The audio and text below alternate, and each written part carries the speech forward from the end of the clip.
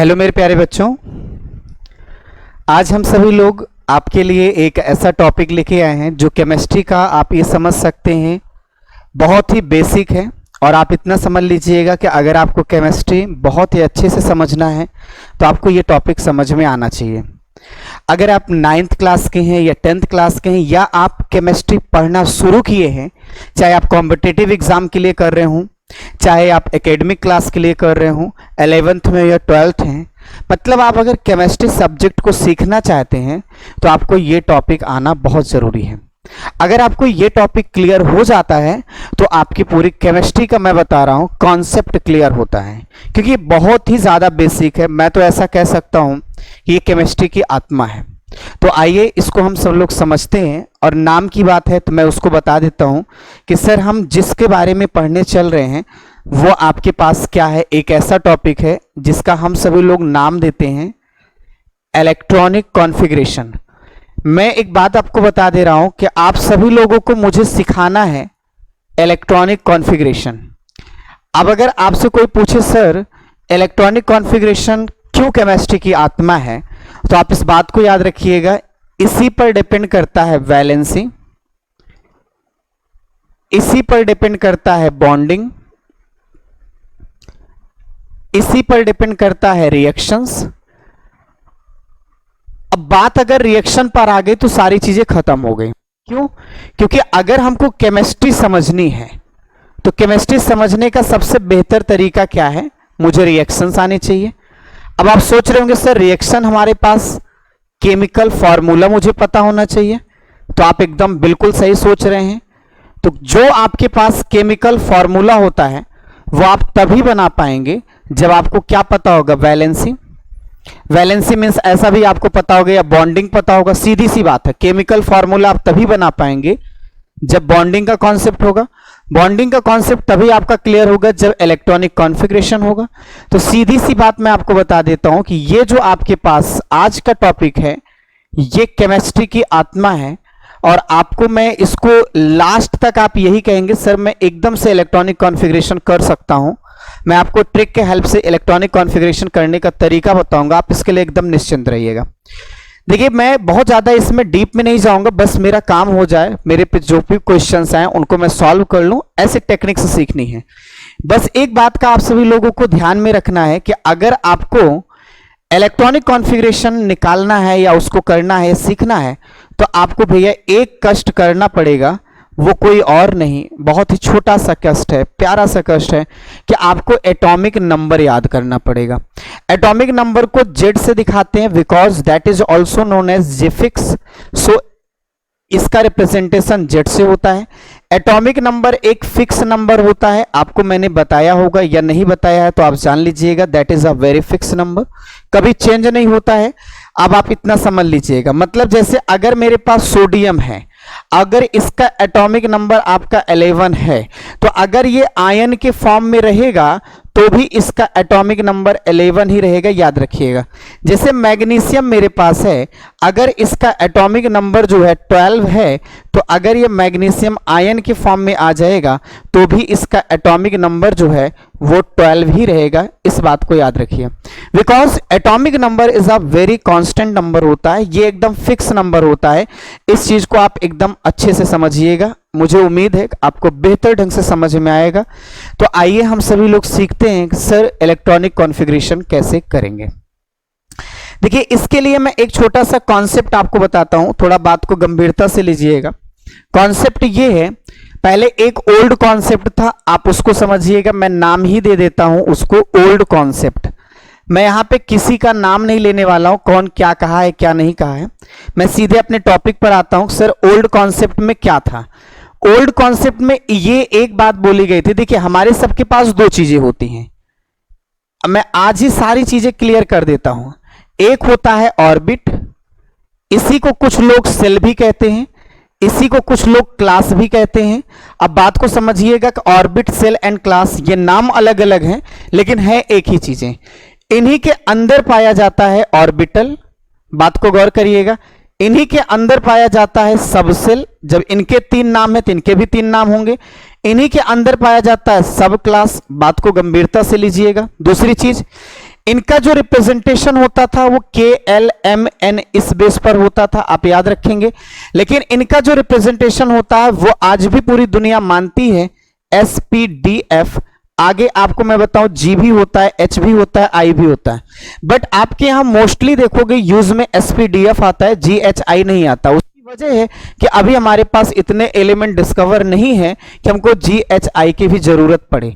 अभी इतने डिस्कवर है कि मेरा SPDF में ही सारा चीजें क्लियर हो जाती है। जरा आप समझिएगा, स्टार्टिंग में जो कॉन्फ़िगरेशन हमारा बताया गया था, एकदम बेसिक बता रहा हूं, जो इलेक्ट्रॉनिक कॉन्फ़िगरेशन स्टार्टिंग में बताया गया था भैया, वो कॉन्फ़िगरेशन आपका बताया जाता था इस क्लास के बेस पर, सेल के बेस पर या ऑर्बिट के बेस पर।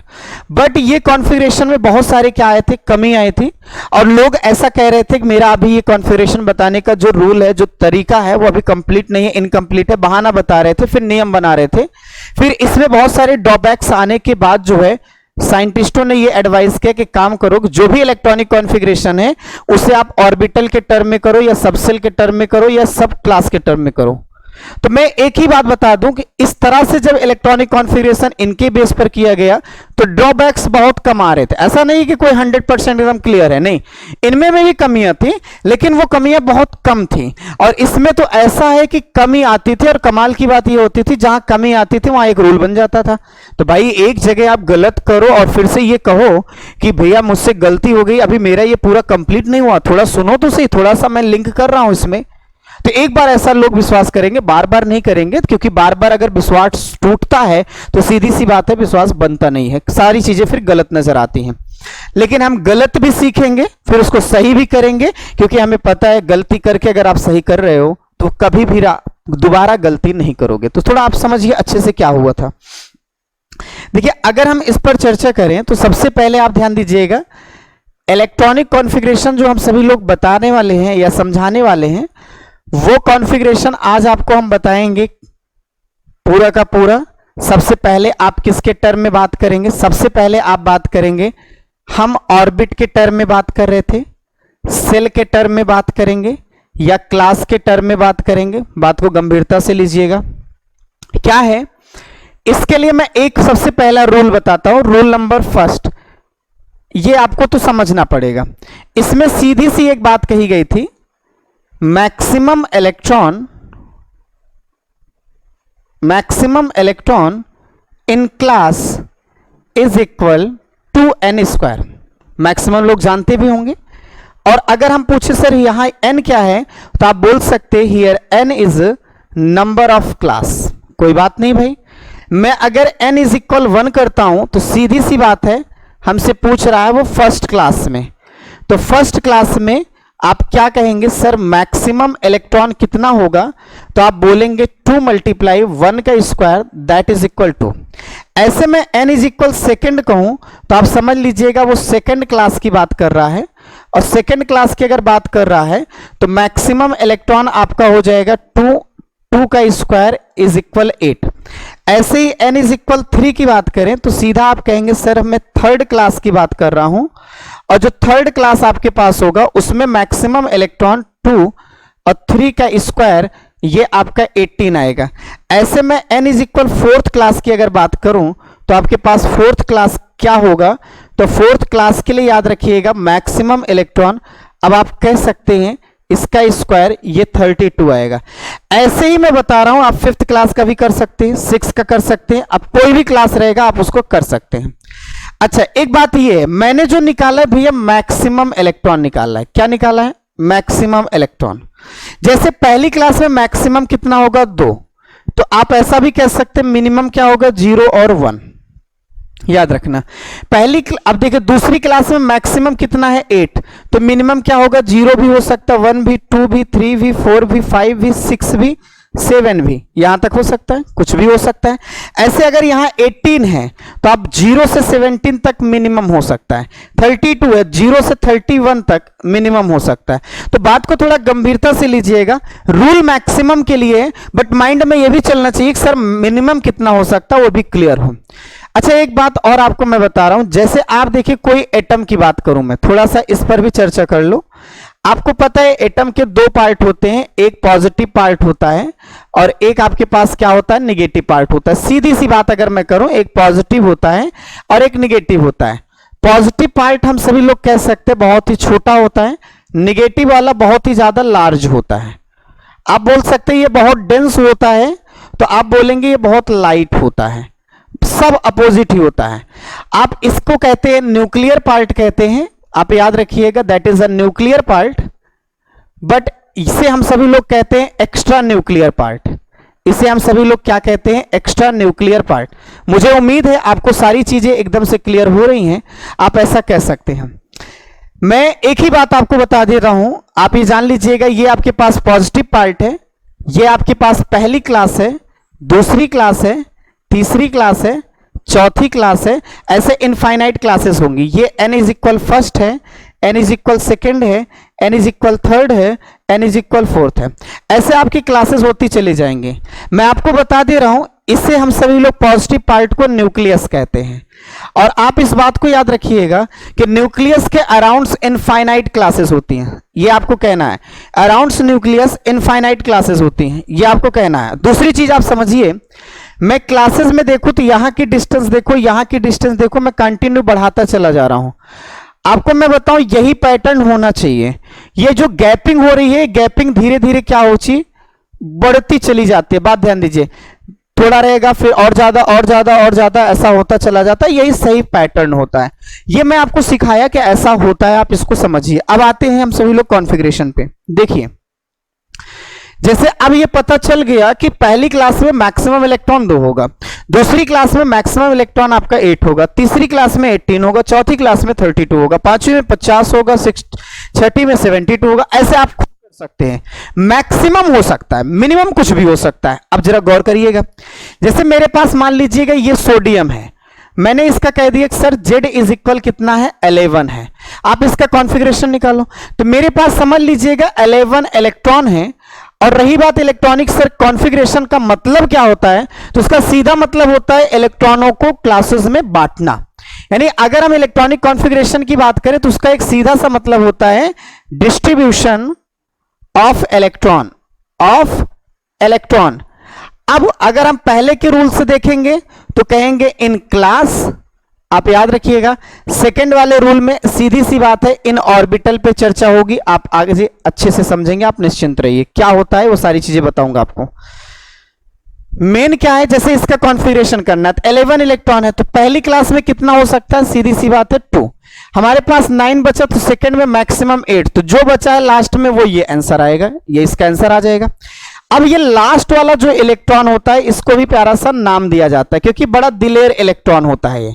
और लास्ट वाले इलेक्ट्रॉन को हम सभी लोग कहते हैं बैलेंस इलेक्ट्रॉन। क्या बोलते हैं, बैलेंस इलेक्ट्रॉन कहते हैं, या इसे कहा जाता है आउटर मोस्ट सेल इलेक्ट्रॉन। सीधी सी बात इसे आप कहते हैं आउटर मोस्ट सेल इलेक्ट्रॉन। तो मेरी बात आप गंभीरता से लीजिएगा, बहुत अच्छे से समझिएगा, सारी चीजों को मैं समझाने चल रहा हूं। जैसे मेरे से क्वेश्चन कह दिया सर आप मैग्नीशियम का आप Z इज इक्वल 12 का करके दिखाओ, तो मैं सीधा करूंगा, जैसे 11 का वो है 282 कर दूंगा, कोई दिक्कत नहीं है। आगे ऐसे मान लीजिए मुझसे कह दिया कि सर मुझे आप आर्गन का दिखाओ, सीधी सी बात मैं कह रहा हूं, एक छोटा सा क्वेश्चन है, आर्गन का दिखाओ, Z इज इक्वल 18 है, तो आप 28 और क्या करेंगे 8 कर देंगे, करेक्ट है, 18 तक वैलिड था। लेकिन जैसे ही क्वेश्चन आया पोटेशियम 19 का, तो मेरे भाई मैं क्या करता, 289 ही करता, क्योंकि थर्ड क्लास में मैक्सिमम कितना रह सकता 32, एंड 9 32 से क्या है कम है, तो वैलिड था। तो लोग इसको कहे कि ये कॉन्फ़िगरेशन गलत है। कॉन्फ़िगरेशन आपका जो होता है इसका 2881 होता है। तो जिसने ये पहला रूल दिया था उसके सामने मुकदमा पेश हो गया कि भाई आपके हिसाब से देखो तो ये तो सही है, और मैं बड़े कॉन्फिडेंशियल बता दिया कि पोटेशियम का जो है इलेक्ट्रॉनिक कॉन्फ़िगरेशन 289 होता है, लेकिन मेरी तो वाट लग गई है। जो अगले साइंटिस्ट जो हमसे भी बढ़िया बढ़िया साइंटिस्ट है वो बता रहे हैं यू आर रॉन्ग, ये आपका 2881 होता है। तो हम बताइए या तो आप गलत है या तो वो गलत है, मुझे इसमें इस जो भी कंफ्यूजन है इसको दूर करिए। तो उस साइंटिस्ट ने बताया कि जो रूल बताया गया वो गलत बताया गया, तो बड़ा मतलब समझ लीजिएगा उसको झटका लगता। उसने एक बड़ी मेहनत से एक रूल दिया था maximum electron in class is equal to n square, उसको डर लग रहा था कि मेरा रूल कहीं गलत ना हो जाए, उसने एक दांव खेला, एक पासा फेंका। सीधा कहा कि भैया अभी मेरा रूल कंप्लीट ही नहीं है, जरा सुनो तो सही, मेरा रूल अभी कंप्लीट नहीं है, एक और सुन लो। उसने तुरंत बता दिया कि आउटर मोस्ट सेल में 8 से ज्यादा इलेक्ट्रॉन नहीं हो सकते, that is a second rule. जब उसमें कमी दिखी तो वो केवल एक बहाना दिखाया और उसने ये कहा कि मेरा रूल अभी कंप्लीट नहीं है, दैट इज इनकम्प्लीट। और ये है कि सेकंड इसका फॉर्म देख लीजिए, in outermost shell can never equal max more than 8 electrons. आप समझ लीजिएगा 8 इलेक्ट्रॉन से ज्यादा नहीं हो सकता है। जब ये आया कोई बात नहीं, ये 9 था तो आप 8 1 कर दिए, कोई दिक्कत नहीं, चलो अच्छी बात है। यहां पर कमी आई तो इन्होंने कहा चलो ठीक है, एक बार विश्वास बनता है भैया कोई बात नहीं है, आपने ऐसा किया है, कोई दिक्कत नहीं है, अच्छा लगा। लेकिन फिर जैसे ही हम सभी लोग 21 पर आए, स्कैंडियम पर आए, तो वहां पर भाई उसके हिसाब तो 2883 होना चाहिए,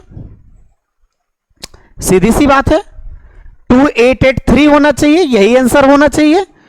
आप फर्स्ट भी वैलिड करो, सेकंड भी वैलिड करो। सेकंड के हिसाब से एक आउटर मोस्ट सेल में 8 से ज्यादा नहीं होता, देख लो 8 से ज्यादा नहीं, ये वैलिड होना चाहिए, दैट्स करेक्ट, ये होना चाहिए। फिर मेरी तरह कोई जाएगा एक बढ़िया से कॉन्फिडेंशियल बोलेगा भैया स्कैंडियम का ये होता है, अगला उसका बाप निकलेगा और वो सीधा बोलेगा आप गलत बता रहे हो, तो फिर से मूड सनकेगा भाई अभी तक जो 2 रूल बताया गया उसके हिसाब से तो सही चल रहा है, अब क्या हो गया है। तो जब यहां दिक्कत आई तो उसने सही ऑप्शन में ये बताया कि सर 2892 होता है। तो वो फिर से आया, मैं फिर अपने गुरुजी के पास गया, सर आप जो बताए हैं वो बताइए क्या है, आपके भरोसे रहते तो मेरी बेइज्जती हर जगह हो जा रही है, तो मैं क्या करूं बताइए। तो फिर वही बहाना आया कि यहां पर भी मेरा रूल अभी क्या है, इनकम्प्लीट है, ऐसा कंप्लीट होगा। मेरे भाई विश्वास एक बार होता है, बार बार नहीं होता है, इसलिए यहां पर इस साइंटिस्ट पर विश्वास उठ गया, क्योंकि जहां कमी नजर आती थी वहां एक नया रूल बन जाता था। अभी तो ये 21 तक है, मेरे पास तो 118 तक है। तो साइंटिस्टों को डर लगने लगा कि कहीं ऐसा ना हो कि इतनी ज्यादा कमी आ जाए, इतने रूल हो जाएं, बड़ी प्रॉब्लम क्रिएट किया जाएगा। तो अलग टीम या ऐसे कह सकते कमेटी बैठती है और वो सीधा बोलती है कि मैं ऐसा कोई टेक्निक बनाओ यार जिससे कॉन्फ़िगरेशन अच्छा हो जाए।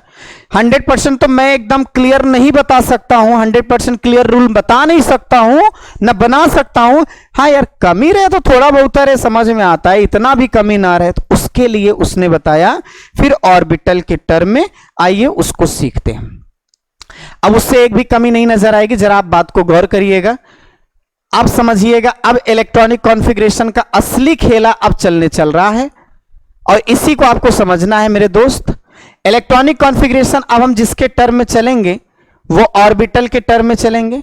आप निश्चिंत रहिएगा, मैं ऑर्बिट और ऑर्बिटल में क्या डिफरेंस होता है, कैसा साइज शेप होता है, वो एक क्लास में नेक्स्ट लूंगा, उसमें आपको बताऊंगा, इसमें आप सीखिए। ऑर्बिटल आपके पास एस ऑर्बिटल होता है, p ऑर्बिटल होता है, d ऑर्बिटल होता है, f ऑर्बिटल होता है, g ऑर्बिटल होता है, h ऑर्बिटल होता है, i ऑर्बिटल, ऐसे आप करते चले जा सकते हैं। बट sp-df तक ही हमारी जरूरत है, ghi की कोई जरूरत नहीं है। थोड़ी और समझिए, जैसे मैंने ये डिसाइड किया कि maximum electron in orbit is equal to n square, बिल्कुल वैसे यहां डिसाइड करना पड़ेगा कि मैक्सिमम इलेक्ट्रॉन इन ऑर्बिटल, बात को गौर करिएगा, मैक्सिमम इलेक्ट्रॉन इन ऑर्बिटल हमको ये डिसाइड करना होगा। इसके लिए मैं आपको कोई रूल नहीं बता रहा हूं, सीधा टेक्निक देता हूं, याद रखना। इसमें 2 मैक्सिमम होगा, आप इसमें से 4 ऐड करिएगा तो आपको यहां 6 मिलेगा, फिर इसमें आप 4 ऐड करिए, यहां 10 मिलेगा, इसमें मेरे भाई 4 ऐड करिए, यहां 14 मिलेगा, फिर 4 ऐड करिए, यहां 18 मिलेगा, फिर 4 ऐड करिए, 22 मिलेगा। क्या बात है, क्या बात है, ये 26 मिलेगा। तो मेरे भाई ऐसा आप समझ लीजिए, कुछ भी नहीं करना है। तो मैक्सिमम इलेक्ट्रॉन इन s ऑर्बिटल 2, मिनिमम पूछे तो क्या कहोगे 0 1। मैक्सिमम इलेक्ट्रॉन इन p ऑर्बिटल मिनिमम पूछे तो 0 से 5। मैक्सिमम इलेक्ट्रॉन d ऑर्बिटल 0 से क्या हो जाए 10 मैक्सिमम होगा, 0 से लेकर 9 तक मिनिमम आएगा। ऐसे आप खुद कर सकते हैं, ये आपको समझ में अगर आ गया है तो अब मैं जो तरीका सिखाने चल रहा हूं, आइए उस बात को थोड़ा समझते हैं। क्या देखिए, अभी मैंने सीखा था कि अगर मैं फर्स्ट क्लास की बात करूं, अगर मैं सेकंड क्लास की बात करूं, अगर मैं थर्ड क्लास की बात करूं, मैं फोर्थ क्लास की बात करूं, फिफ्थ क्लास की बात करूं, सिक्स क्लास की बात करूं, ऐसे ऐसे इनफाइनाइट की भी बात कर सकता हूं। अभी यहां पे मुझे कंफर्म हो गया कि yes P D F G H I। कितने मैक्सिमम इलेक्ट्रॉन होंगे? 2, 6, 10, 14, 18, 22, 26, ये सब ऐसे होंगे। अब बताओ, पहली क्लास की हम बात कर रहे हैं, जरा समझिएगा। इस साइड क्लास लिखता हूं या इस साइड ऑर्बिट लिखता हूं और इस साइड ऑर्बिटल लिखता हूं, बात को गंभीरता से लीजिएगा। मैक्सिमम इलेक्ट्रॉन कितने होंगे? 2।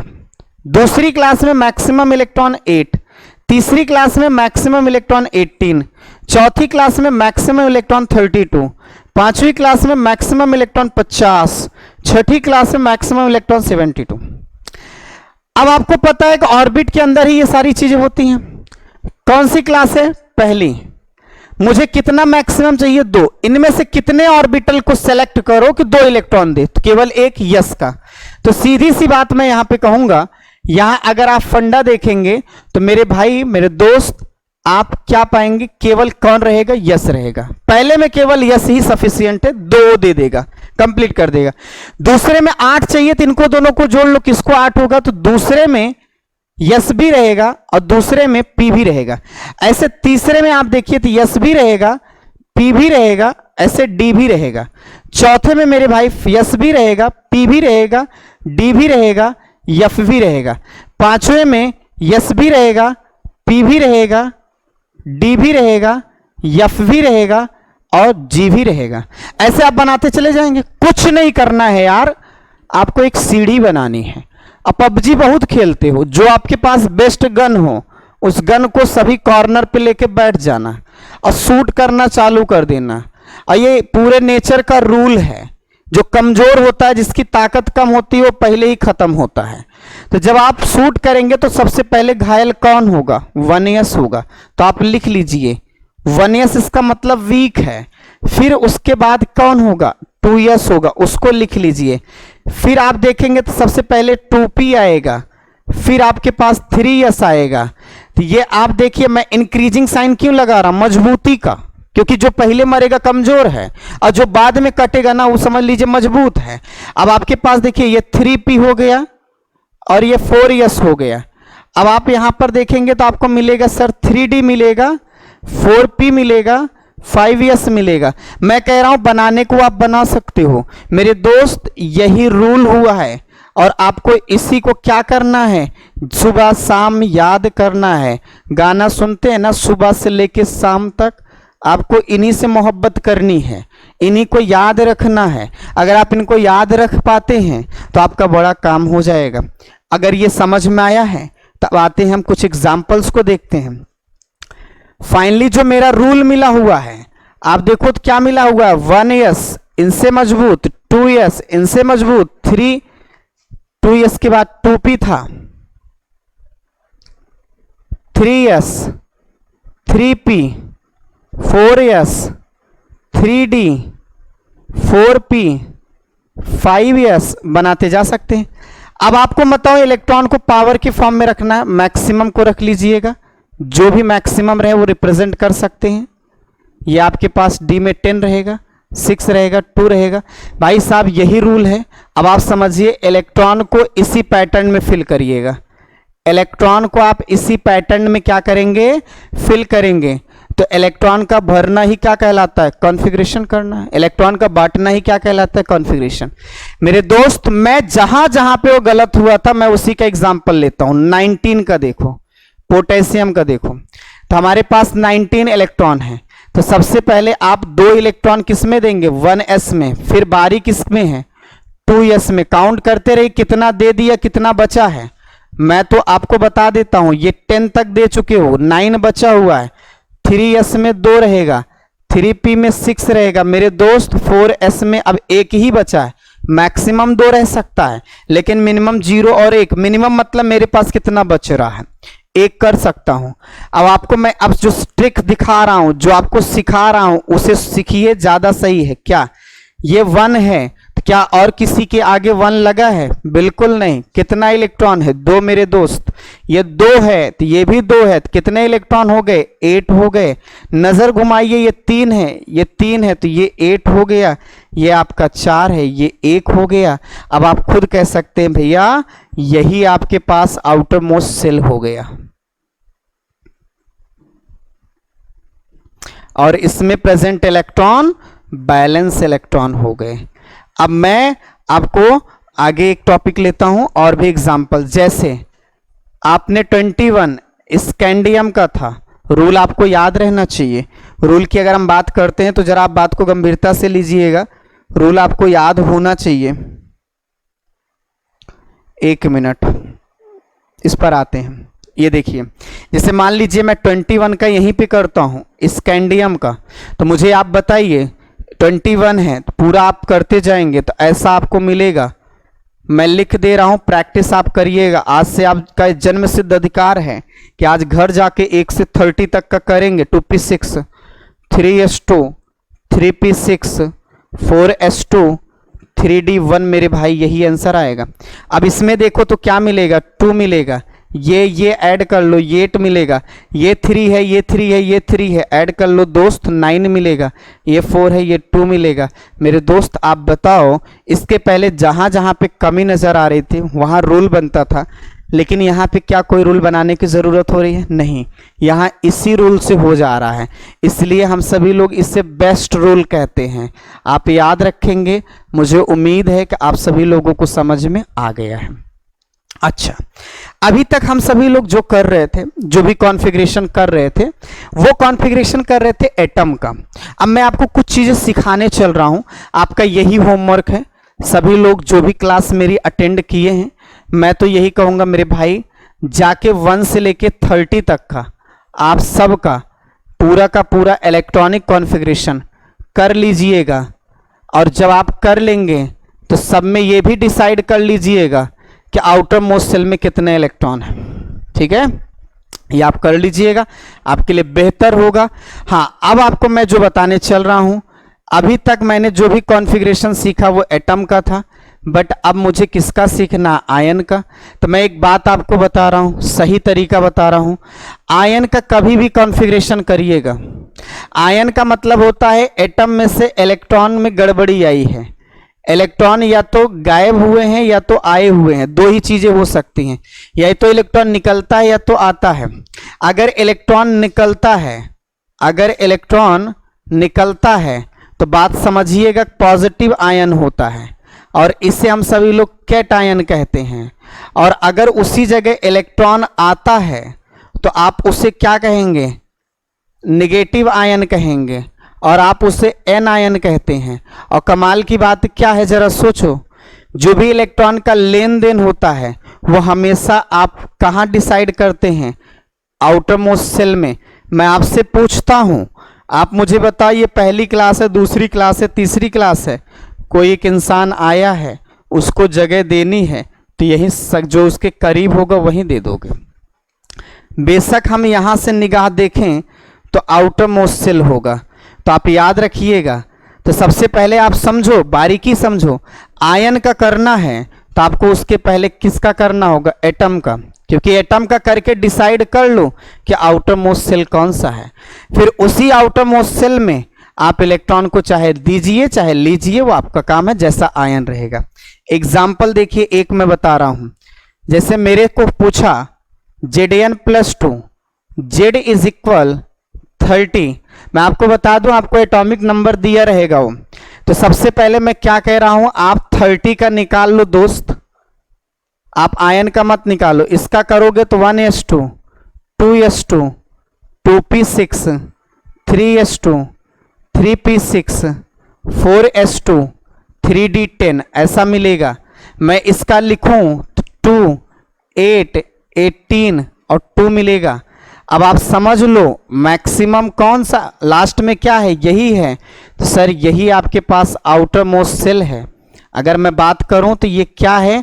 आउटर मोस्ट सेल है। अब आप यहां देखो, यहां कैसे पहचानोगे? तो आप देखिए, जिसका ये ज्यादा होगा, n नंबर जितना ज्यादा होगा, जितना मैक्सिमम होगा, वही आप समझिएगा आउटर मोस्ट सेल होगा। तब आप खुद समझ सकते हैं मेरे भाई, आउटर मोस्ट सेल क्या होगा, ये आपके पास होगा। कितना इलेक्ट्रॉन था, 2। कह रहा है 2 निकाल दो, कोई बात नहीं निकाल देते हैं, क्या बात है। तो जब निकाल दोगे सब कुछ वही रहेगा, 4s लुट गया होगा और 3d10 बनेगा, ये आपका आंसर आएगा। भैया आप ऐसी गलती मत करिएगा, 2 निकाल दिया है। कुछ लोग स्मार्ट होते हैं, वो z = 30 देखते, कहते 2 निकाल दो, 28 का करके बैठ जाते हैं, और जब 28 का करते हैं तो 4s/3d8 पाते हैं। और कमाल की बात क्या है कि अगर क्वेश्चन MCQ का है तो ये भी ऑप्शन देता है। अब अक्लुलवा गलती कर जाता है और ये आपका आंसर गलत है, क्योंकि तरीके से निभाओगे तो ये आंसर रहेगा मेरे भाई, आप इसको समझिए। किसी को अगर कोई समस्या हो इलेक्ट्रॉनिक कॉन्फ़िगरेशन में, कमेंट्स कर दीजिएगा। मैंने बड़े प्यार से आपको समझाया है कि कैसे हम इलेक्ट्रॉनिक कॉन्फ़िगरेशन करते हैं। मुझे उम्मीद है आप अच्छे से कर लेंगे। हाँ, कुछ एक्सेप्शंस हैं, मैं उन एक्सेप्शंस पर भी चर्चा कर लेता हूं, ज़्यादा कुछ भी नहीं है। एक एक्सेप्शन मैं आपको 24 का बताता हूं और एक 29 का। एक क्रोमियम का है और एक कॉपर का है, सुनिएगा। क्रोमियम की अगर हम बात करते हैं तो Z = 24 है। आप पहले गलती करो, सब कुछ आप करते चले जाएंगे तो आप पाएंगे 4s2 और 3d4 पाएंगे। मैं एक बात बता दूं, ये रॉन्ग कॉन्फ़िगरेशन है, ये रॉन्ग कॉन्फ़िगरेशन है। मतलब अगर आप पूरा कंप्लीट लिखना चाहते हैं तो आप इसको लिख सकते हैं क्या, 1s2 2s2 2p6 3s2 3p6 4s2 3d4, ऐसा आप लिख सकते हैं, कोई दिक्कत नहीं है। बट ये क्या है, रॉन्ग है। क्यों रॉन्ग है उसको मैं बताऊं। सही क्या है देखो, 1s2 2s2 2p6 3s2 3p6 4s में 2 नहीं रहेगा, 1 रहेगा। सही है कि 3d5 होगा। अब ऐसा क्यों है, आखिरकार क्या हो गया। अब आपको ये तो समझ में आ रहा है, डी ने कुछ ना कुछ छीना हुआ है, किसी न किसी को लूटा हुआ है।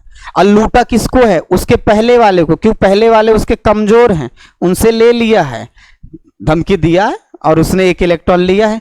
लेकिन आखिरकार डी की क्या ऐसी मजबूरी हो गई जिसने 1 इलेक्ट्रॉन दूसरे का छीन लिया, लुच्चाई करने पे आ गया। तो उसकी क्या मजबूरी थी वो भी मैं समझाऊंगा, थोड़ा और गंभीरता से लीजिए। Z = 29 जो हमारे कॉपर जी का है, अगर आप इनका पूरा करेंगे तो ऐसा ही पाएंगे, 1s2 2s2 2p6 3s2 3p6 4s2 3d क्या होगा, 9 होगा। भैया कहा जाएगा ये गलत है। ये क्या करता है, फिर वही छीना झपटी, 4s का 1 लूट लेता है और 3d10 हो जाता है। सोचिए लूटने वाला व्यक्ति सही हो रहा है और लूटने वाला एकदम देखिए बैठा हुआ है, ठीक है। तो ये आपके पास रॉन्ग कॉन्फ़िगरेशन। ये ऐसा क्यों, तो सीधी सी बात है, डी में मैं देख रहा हूं 9 है या डी में मैं देख रहा हूं 4 है, तो यार डी में 10 करने की बड़ी इच्छा है, यही तो रिजल्ट निकला। ऐसा इसलिए है क्योंकि अगर डी में 10 है और डी में अगर 5 है तो बहुत स्टेबल होंगे, बड़े सुकून में होंगे। और अगर इसके अलावा कुछ और भी है तो अनस्टेबल होगा। अब आप जानते हैं ये नेचर का रूल है कि अगर वो अनस्टेबल है तो अपने आप को स्टेबल में लाना चाहेगा। जैसे डी में 4 है या डी में 9 है तो इजीली क्या कर सकता है, 5 कर सकता है या 10 कर सकता है। मुझे लगता है आपको समझ में आ गया है। और ये किस पर किसको लूटेगा, इस दुनिया में लूटता उसी को कोई व्यक्ति है जो कमजोर होता है। कमजोर इसके पड़ोसी ही हैं, क्योंकि जब आप इधर जाते हैं तो मजबूती बढ़ती जाती है, तो बाद में तो स्ट्रांग हैं, बात समझिएगा। और ये वीक हैं। मुझे पूरा उम्मीद है कि आपको कॉन्फ़िगरेशन समझ में आ गया है। जय हिंद। आप सभी लोग अच्छा करिए, बहुत ही बेटर करिए, ठीक है। और बहुत ही अच्छी तरीके से केमिस्ट्री को पढ़िए। अगर किसी को कोई दिक्कत आती है तो मुझे कमेंट्स करिए, ठीक है। Thank you. हाँ, अगर आप सभी लोगों को ये लेक्चर पसंद आ रहा हो तो आप लोगों में शेयर जरूर करिए, जितना ज़्यादा से ज़्यादा हो सके। एक बार फिर से आपकी केमिस्ट्री के लिए बेस्ट ऑफ लक। दूसरी चीज़, थैंक यू।